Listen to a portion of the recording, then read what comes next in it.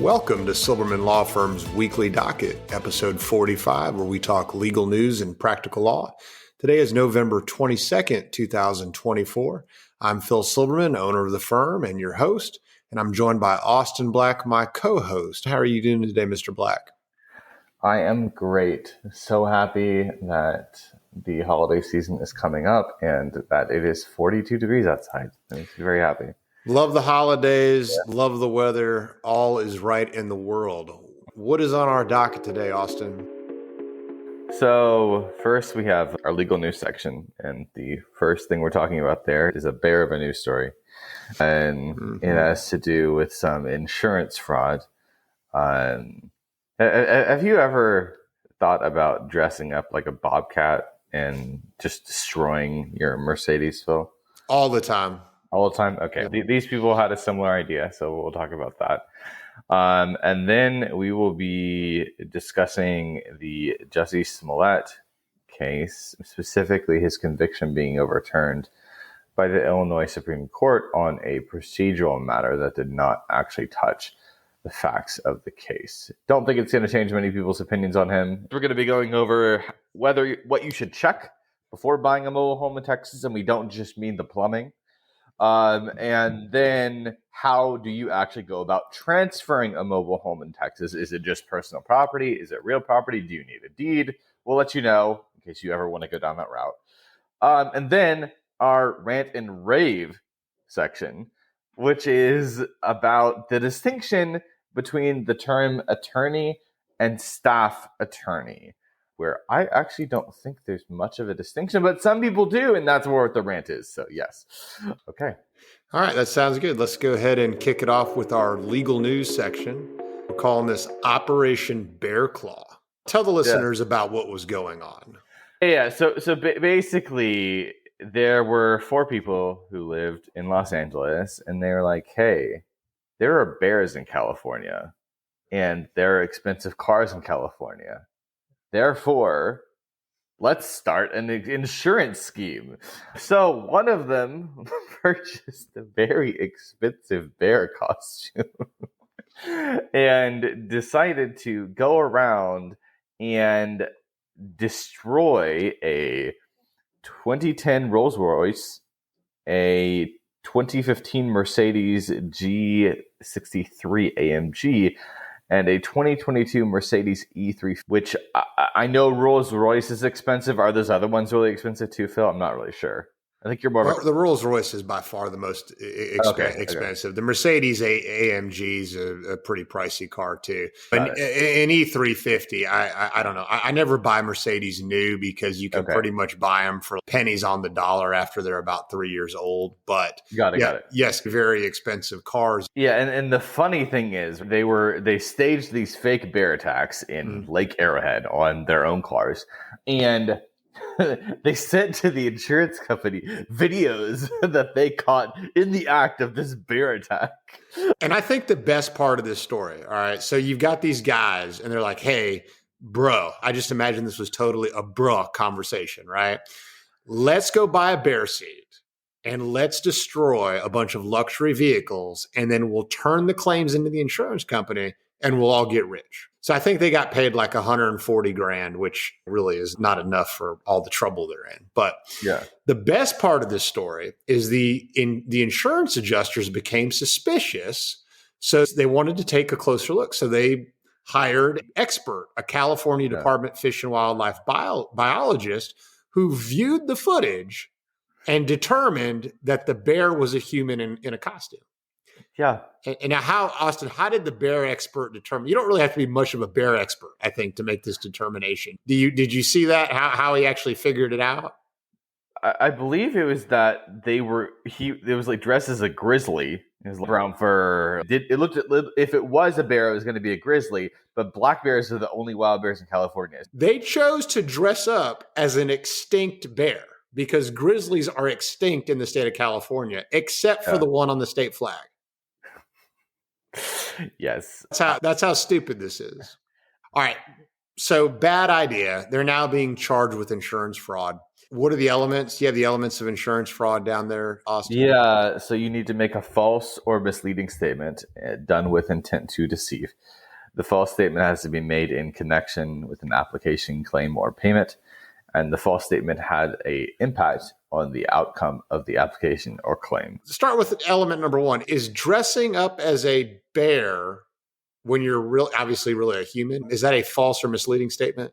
Not the act of dressing up as the bear, because it was obvious to anyone with eyes that it was not really a bear. Really? Yeah. I don't know. I saw some. I saw some footage of it, and I couldn't tell. I was like, no, I did not know that grizzlies were extinct in California. But also, I think that we have freedom under the First Amendment and freedom of expression and speech to dress up as grizzlies if we want to. Yes, but you can't. But the fact that you if you record it and send it to someone as a real grizzly attack, that's where it crosses the line for me. That's the false statement made in connect, and they filed an application. They filed a claim for insurance, to receive insurance funds, and obviously that was a false statement. And the original adjuster at some point they were like, "Oh yeah, that looks like a bear that's attacking the car, so pay him." And then finally somebody got wise. So yeah. All right, lesson learned here: don't commit insurance fraud, people. If you be smarter than these people, you get away with insurance fraud all the time. It is a rampant issue. Don't dress up like a bear. Yeah, or dressing up as a saber-toothed tiger, and then say a saber-toothed tiger. They should do a woolly mammoth next time. That would be great. Yeah. All right. Okay, let's move on to our next legal news topic. So we've got Jussie Smollett. This case was overturned by the Illinois Supreme Court. Now, I know Jussie, from the Mighty Ducks. All right. Have you ever seen the movie The Mighty Ducks, Austin? I have seen that movie when I was very young. I enjoyed it. He was a child actor. Later, he was in Empire. I never watched the series Empire, but I didn't either. Yeah. So famous actor. All right. And what did he do? What was what's the underlying facts here we're talking about? What did he originally do, Austin? You know how like people throw around the term like TDS. I have never used that, which stands for Trump derangement syndrome, right? I've never heard of that, but educate me. People use that term all the time. They use it, like people on the far right use it quite liberally, ironically, to describe, basically, they use it to describe anything that they feel is not in complete lockstep with Trump. But I think this would be the appropriate place to use that terminology, because Jussie Smollett, he reported a racist and homophobic attack in Chicago on himself in January of 2019. And like in his recount of the story, like a guy came out and yelled, "This is MAGA country" in Chicago. That just seems like some crazy delusion in his head of wanting to be so oppressed that he manufactures this attack on himself, where they're saying homophobic slurs, racist epithets, and things like that. But the allegation that Chicago is MAGA country is equally absurd to dressing up as a grizzly bear in California to I'd say even more. Okay, all right. So obviously that never happened. He fabricates this entire attack.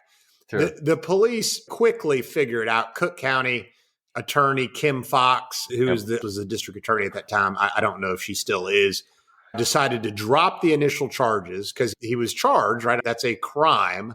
I'm not sure what they charged him with. Do you know, Austin, what they charged him with? They charged him with falsely reporting to the police. Okay, and I think of disorderly conduct. Disorderly conduct and false reports. Okay, I figured it was a charged him with. He was a famous person. That's why she dropped it. I guarantee you. Okay, I thought it would have something to do with just how liberal a lot of these places like Chicago and Houston. No, it could be a combination of that, but it's just like it feels like rules for thee and not for me. Staying in a lot of scenarios like this. I thought it could also just be we don't like to prosecute criminals anymore in some of these big jurisdictions and not having rule of law and order anymore. But regardless, she drops the cases. I guess someone didn't like that. I'm assuming someone from the state of Illinois, maybe at the state level, decided to appoint a special counsel or a special prosecutor because the district attorney decided not to proceed with the charges. We don't know. I don't know if Austin, but I'm not exactly sure. But we do know that they appointed a special prosecutor who went on to try the case, and Smollett was convicted on 5 counts of disorderly conduct. Yeah. So the original drop of the charges was in exchange for his agreement to forfeit his $10,000 bond and perform 15 hours of community service. And then there was a big public outcry. And so, yes, a special prosecutor was appointed. So, okay. Yeah. And so they try the case. He gets sentenced to 150 days in jail. Yeah. 30 months probation and ordered to pay restitution. I bet the 150 days in Chicago and Cook County was not easy time served. Okay. I'm sure. And it was an easy trial. The key witnesses that they had were the 2 people that attested he paid for them to carry out the attack. Oh my goodness. Is that crazy? So, yeah, he instructed them in detail, giving them $100 bill to buy supplies for the attack, including ski masks and a red hat meant to indicate that they were supporters of Trump. He didn't even buy a real MAGA hat? It was just a red hat. Come on, you got to buy the real MAGA hat. Maybe he didn't want. I think it was hard to find in MAGA country. He probably didn't want to support Trump and didn't want to put any. Well, no, it was these guys that bought it. Oh, okay. So lazy criminals. All right, lazy criminals. All right, his attorneys, Jussie Smollett. It's as commonly happens. The attorneys file an appeal. Attorneys were hired guns. Nothing against the lawyers. I think this is a smart legal strategy. Yeah. They file an appeal, and the basis of their appeal is that there was no authority, no state constitutional authority, or no other authority under the law to appoint a special prosecutor. Mm. That goes up to the Supreme Court. The Supreme Court overturns the conviction and says, yeah, you're not allowed to hire a special prosecutor after the initial charges were dropped by the district attorney. There's also some interesting double jeopardy concerns here. Can you explain to the listeners what double jeopardy is? Yeah, double jeopardy is if you have been tried for a certain cause of action, like theft of something, and then you are acquitted of that, you can't be charged for it again. You can't be on trial for that same crime or something enough related to that same crime again. Yeah, we in the United States, we don't want people being tried twice. We have something similar in civil law. Double jeopardy is exclusively a criminal concept. We have something similar in civil law. We call it res judicata, which just means that you can't be sued again related to the same transaction or occurrence of events. So yeah, res judicata in civil law, double jeopardy in criminal law. Yeah. Now here's the interesting thing on this. I actually agree. If there's no constitutional authority to appoint a special prosecutor, then it is what it is. If you don't like the district attorney in Cook County, people from Chicago, you need to do something and elect somebody else. But Phil, it was a retired judge who actually petitioned the court to assign a special prosecutor to the case. Is that how it happened? Yes. There you go. Who would have thunk it? But the person who was appointed as special counsel was Dan Webb, former U.S. attorney, Chicago lawyer, and he worked as special counsel in the Iran-Contra affair. Okay, that's pretty cool. Yeah, that's interesting. Turns out there's no authority. Now, Yeah, you have to. This special counsel thing has been going on for 20 or 30 years, both at the state and the federal level. Yeah. And I think most of it actually originates out of state law, but then the feds got hooked on it. And recently, we've talked a lot about the Trump classified documents case that came out of Florida, right? And the Florida district court judge there, she tossed out the case saying that the Department of Justice had no authority to appoint a special prosecutor. They since call them special counsels, but yes. And that was tossed out, and that's on appeal. And then, of course, we know that's not going to go very far because Trump was since elected. But we have some legal authority here. It's not really legal authority. It's not a judge, but there's, and we don't want to go too deep on this, but I've got a quote from a law journal on this whole issue of appointing special counsel. And it's just their conclusion at this point. Yeah. Austin, would you read that? I think this is from Boston University School of Law. The quote, examination of the statute structuring the DOJ to show that the statutory provisions relied upon by the DOJ and lower courts for the appointment of special counsels over the past 2 decades do not, and even obviously do not, authorize the creation and appointment of special counsels at the level of United States attorneys. They authorize the creation and appointment of special counsels to, quote, assist, unquote, United States attorneys, and they allow existing Senate-confirmed United States attorneys to serve as special counsels, but they do not remotely authorize the creation of the kind of special counsels. But their conclusion is the law just does not allow these special counsels. No. And the whole Trump case should have been tossed. And this, by the way, this law, Boston University School Law Journal, this was done in reference to the Robert Mueller appointment over the Trump involvement with the Russian government. You remember all that? I do. And then they put Robert Mueller on the stand at the end of that, and he just looked like suffering from huge amounts of dementia. But that's another story. He was a special counsel. Right. I felt after his appearance before Congress, I felt sorry for Grandpa. Yeah. I really did. Yeah. I just want to sum this up and say, I agree with the result in the Jussie Smollett case. Okay. And I think these special counsels have been abused, and that's the right result. And if the people of Illinois do not like the result, they need to solve that at an election, not through the appointment of special counsels. But yeah, that brings us to our next segment of the show, which is our legal questions section. And the first question we're answering is what to do before you buy a mobile home in Texas. And this is a public service question. We get all these calls to the firms. Hey, I want to buy a mobile home. And usually it's some guy, Joe, wants to sell the mobile home. I want to buy it for 20 grand. Help me do it. Okay. Yeah. And what invariably happens is that it turns out Joe did not actually own the mobile home. There are all kinds of liens on the mobile home. And now you've got problems, right? Yeah. So, Austin, who regulates manufactured housing, mobile homes, double wides, trailers, all the things we call them in Texas? Who regulates that? The Texas Department of Housing and Community Affairs through its manufactured housing division. That's right. Okay. And what that division does is it maintains ownership, among other things, but primarily it maintains ownership records, where the mobile homes are located, whether they're real or personal property. They record liens on them and releases of liens. And what you want to do before you engage in any mobile home or manufactured housing transaction, go to their website. They've got a handy dandy little website and a page where you can search for ownership records. You can search for liens, and you're going to need some information about that mobile home, and you get that off a data plate. All right. Austin, do you know where the data plate is located? I know you live in a trailer. Where's the data plate located in your trailer? For me, it's in my kitchen cabinet, but it could be there. It could be in the bedroom closet or near an electrical panel. Yeah. Austin does not really live in a trailer, but he did know the right answer to that. Yeah. Yeah. All right. It's been filed down like the gun serial number. Right. They can do that. Yes. If there is no identifying information on that data plate, you probably just need to run from that transaction. All right. That's what you should do to stay out of trouble.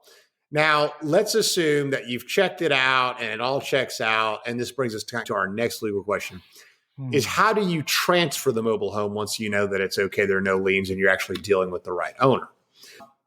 So prior to 2003, these mobile homes or these manufactured housing structures, they used to have titles. They don't have titles anymore after 2003.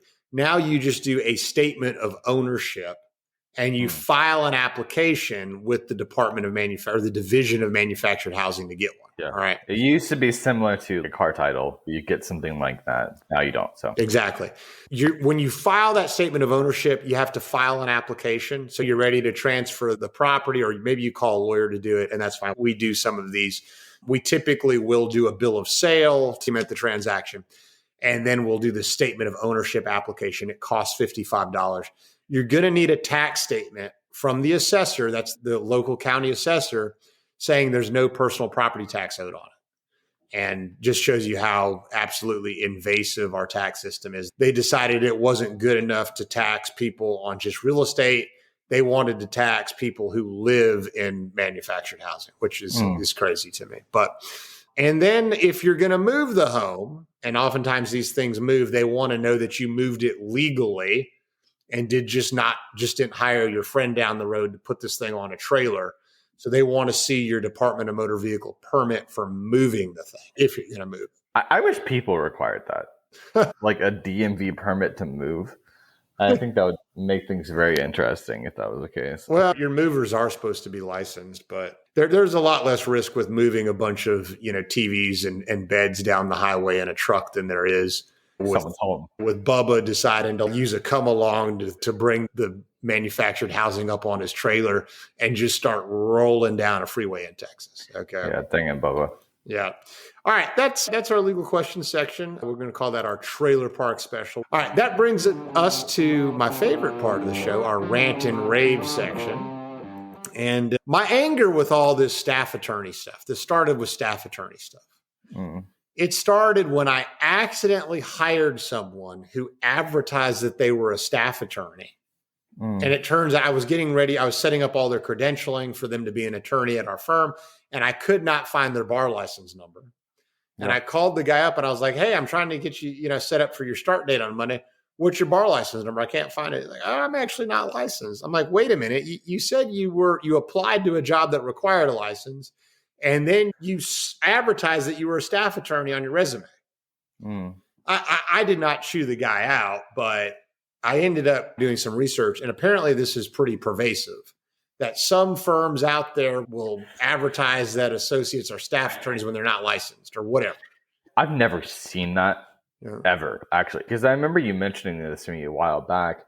I've never seen anyone refer with an attorney in their name that was not actually licensed somewhere, right? Okay. But like I've seen people with that in their title who are licensed in a different jurisdiction, which I think is fine there, especially in the context where I was working, which was immigration. But I've never seen that used when someone's not actually licensed. I think that's crazy. Okay. Well, I think it's crazy too, but there are some people out there that don't think it's so crazy. If you're one of those people, please stop doing it and listen to us. I don't think that's going to happen. Yeah. But we need you to know, in the state of Texas, it's a crime. Austin, do you have the statute?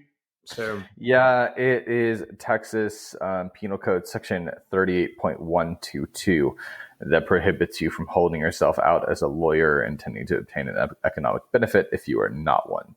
Yeah. If you say you're an attorney or a lawyer and you don't actually have a license, then you are committing a felony in the state of Texas. Yes. All right.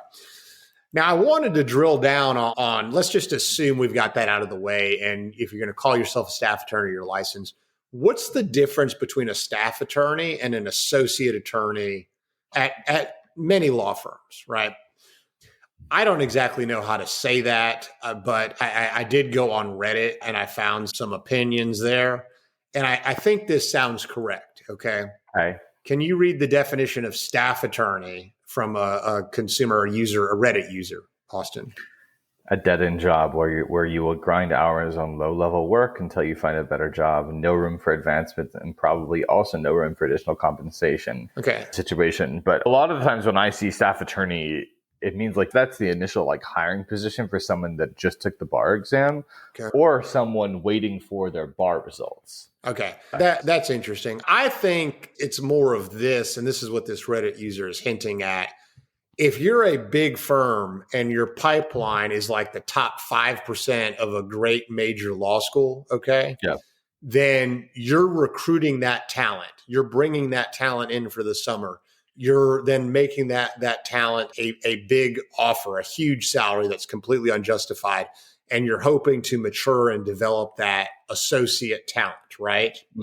If you're a big law firm and you're short on staff, and you need a lot of grunt work, you need to go out there and hire other lawyers, but you don't want that lawyer to believe, and you want the firm to know that lawyer is not on the same track as your super talented lawyer with a huge amount of potential. So you call these grinded out lawyers staff attorneys, you stick them in the back. And I'll tell you, a lot of these young people that take jobs as staff attorneys at big firms, I think they're under the delusion that they could somehow jump over to this other track based on doing excellent work, which is just a complete delusion. Yeah. Maybe in some firms. In mine, it wasn't like that, but yeah. So. Okay. Yeah. And it may help a resume if you don't know any better and you're like, okay, you're looking at an employer, you're looking at a resume of someone who's been a staff attorney at some fancy firm. Look, he was at some fancy firm, and maybe that dresses up a little bit. But if you really know what's going on, then it doesn't really mean anything. And then this Reddit user has a definition for associate. Can you read that to us, Austin? Yeah, grind hours on increasingly more valuable work with a chance of advancement and raises. That's probably accurate to a certain point. But all right, we have a side note rant and rave section. Austin, I don't like this one because I refer to myself as Dr. Black. Can a lawyer in Texas refer to themselves as a doctor? My initial inclination is no, but I don't know the answer to that. I was absolutely convinced before I did the research for this show that you cannot call yourself doctor as a lawyer. But you can. It turns out that's completely wrong. Oh my God. And here's the idea for our listeners that don't know this. When you go to 3 years of law school, you actually earn a doctor of jurisprudence. Okay. So you have the term doctor in your degree. So you could potentially and honestly and ethically refer to yourself as Dr. Silberman or Dr. Black. Okay. By the way, you know who my favorite movie Dr. Silberman is, Austin? Who? Come on. It's from Terminator. The psychiatrist who evaluates Sarah Connor is Dr. Silberman in Terminator. I didn't remember that. All right. I didn't remember that. Yeah. Interesting. Yeah. So it turns out you can actually call yourself doctor, but it's from an ethics opinion 550, came from May of 2004. Texas rules of professional conduct permit a lawyer who's a graduate of an accredited law school with a Juris Doctor or Doctor of Jurisprudence degree to use the titles doctor or doctor. So in a social and professional communications, so long as it's not false or misleading. I would think anytime you use that, it would be false or misleading. I thought so too. Okay.